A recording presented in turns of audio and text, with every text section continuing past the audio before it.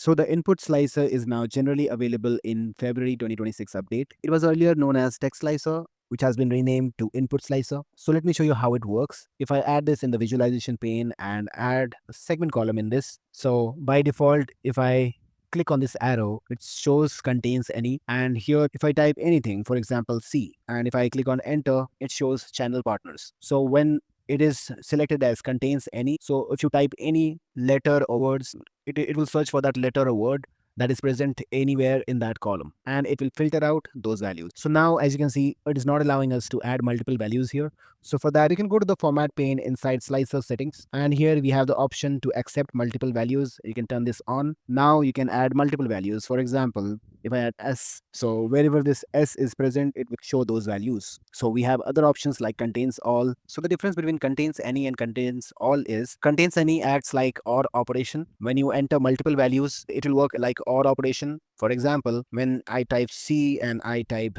W, so in contains any of these values should be present and it will show the result. For example, we have C, we don't have W.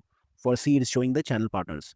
But now if I change it to contains all, it will work like AND operator. And if I click this, the channel partners is also gone. So this is the difference between contains all and contains any. And does not contain any is just the opposite of contains any. So if I remove this W and if I just say does not contain any, it will show the segments that does not contain any C in it. Now we have starts with any and does not starts with any. So starts with any, that is if it starts with C or S. So everything is like or except that contains all. And if I do the does not start with any, it will not include channel partners and a small business in it. Next we have is any. So this is basically the exact match. So if I remove this and remove this, so if I type C, it will not show anything. We will have to write the exact word.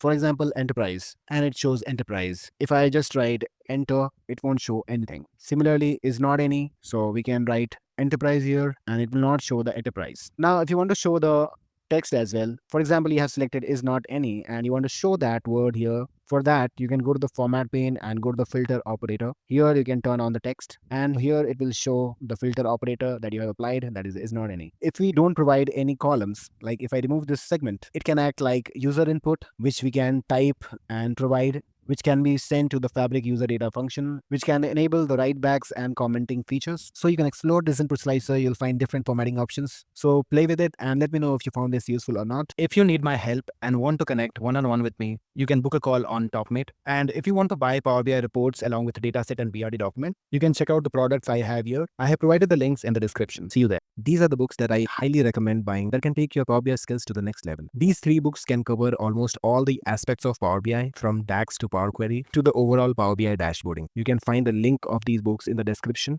Check them out if you want to level up faster. That was it for this video. If you like my videos, do not forget to subscribe my channel. Till then, goodbye and thanks for watching. See you in the next video.